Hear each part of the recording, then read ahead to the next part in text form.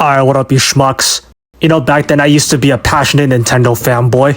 That was until I experienced Joy-Con drift for the first time. It was so unbearable that I became a PC gamer. So when I read this post by Dexerto saying that the Switch 2 still has Joy-Con drift, I was like, why am I not surprised? Alright, so let's read this shit. Nintendo is offering free replacements for drifting Joy-Con 2 controllers. The Switch 2 controller still includes the same part causing drift in the older model. I wanted to see if this was true, so I checked out the person they sourced in the article, a YouTuber by the name of iFixit, who dissected the Switch 2 and went into great detail of each of its parts and their functionalities. I know there's a lot of nerd shit to digest, but all you have to know is that the Joy-Con sensors are still susceptible to dirt. I'm surprised and not surprised that a lazy, pathetic company like Nintendo still hasn't fixed such a glaring issue. Joy-Con drift has been a problem since day one, and it's laughable that the superior version still has the same problem as the original. I don't even like Nintendo, but even I was hoping for them to succeed, cause I'll admit, I had some fun times with Nintendo games growing up, and when I played the Switch, the games actually felt fun when I wasn't interrupted by Joy-Con drift 95% of the time. But once again, Nintendo never fails at being an utter disappointment. You would think that Nintendo would have fixed this shit by now, considering that they've known about Joy-Con drift for years. The fact that they're still repeating the same mistake shows that Nintendo is still incompetent as ever. The absolute audacity to charge $450 for a defective product is fucking lunacy. I don't know about you, but I ain't buying this shit anytime soon.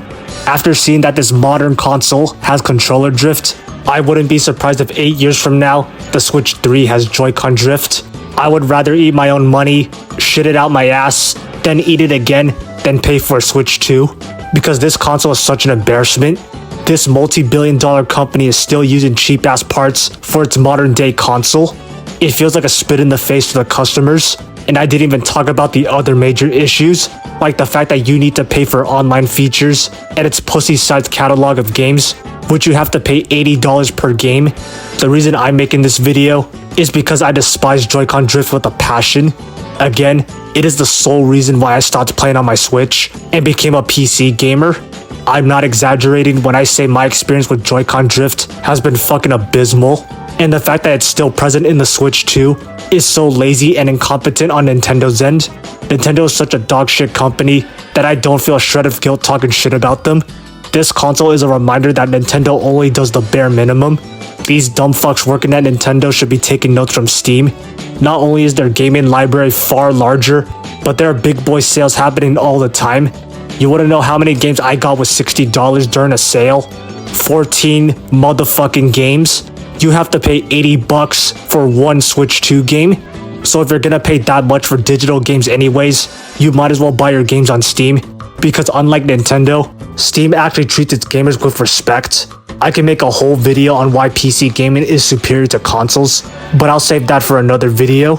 In conclusion, fuck Nintendo and fuck Joy-Con drift. That's the video.